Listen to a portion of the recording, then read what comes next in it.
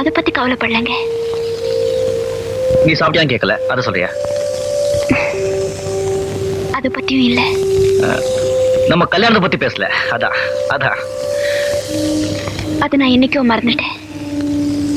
இப்ப அந்த கவலை கூட இல்ல. அப்போ என்னதான் மனசுல இருக்கு சொல்லி தொலைய. என் பாட்டு கேட்க நீங்க விரும்பலையே. எவ்வளவு கோவப்பட்டீங்க. இந்த நிமிஷம் வரைக்கும் நீங்க ஒருத்தர் எனக்கு போதும்னு நினைச்சுக்கிட்டு இருக்கேன். நீங்க யாரு என்னன்னு தெரிஞ்ச அப்புறம் கூட நான் உங்களை வெறுக்கல. இதுக்கெல்லாம் காரணம் என் குரலை நீங்க நேசிச்ச விதம் தான்.